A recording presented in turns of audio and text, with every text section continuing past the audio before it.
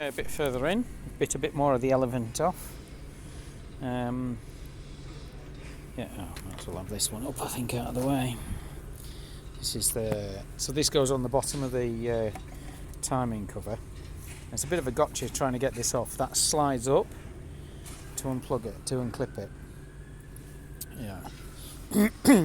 There's the timing covers in here, and all of these pieces are going to get a serious clean up before they go on. There's no point in not doing. Yeah, it's this basically. It's got a special kind of plug. I'm guessing it's because this one gets the weather. So that's the timing cover.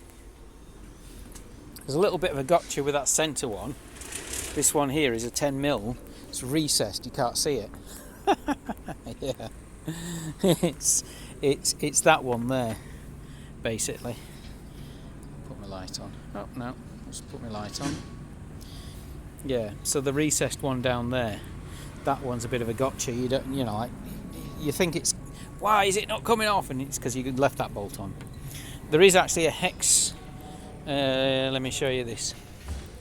So there's a hex there, but it's just an entrance hole there.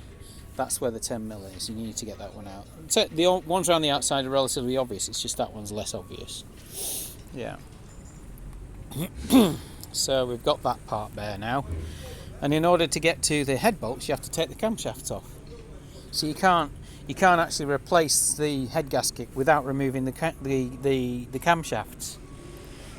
Again, I can kind of understand that to some extent because it's about the stresses, but they could have offset them, I guess. I don't know.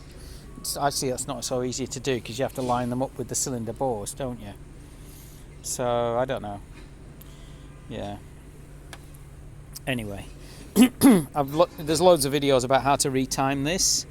We've got the two links up there and the one down there. You can see them.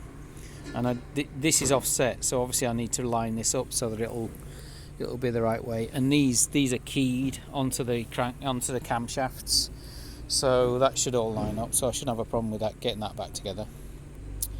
Yeah, it's a nice nick. This is all right. Yeah, no problems with that.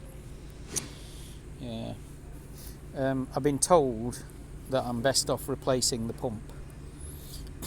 And I know why. It's because it weeps out through the shafts, and they do go.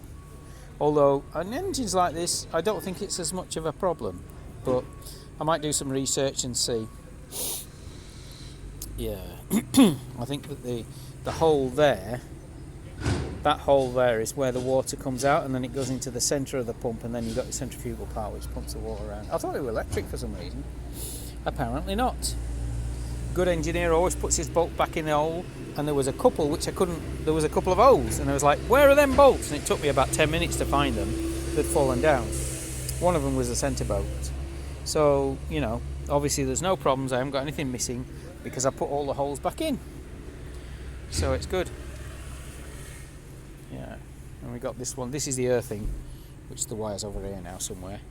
And this one, this has come completely out. I don't know if it's supposed to come completely out and be together. It's just possible that they've changed the design because it was recessed and this bit was stuck on it, and then the whole thing came out on this one. So I'm not sure. I've still got to get those two head bolts out, but it might be that I need to get unconnect the exhaust down there, and then once the head's out, it'll come away with the exhaust manifold, and then I can separate it then. So I'm less bothered about that, and I can get to those bolts because you can see them there. I'll just climb under the car. And those aren't difficult to get to because people do that. They undo those ones to get the cat off. And we know that they're easy to get to because that's what people do. And I've actually got them off before. Hey up.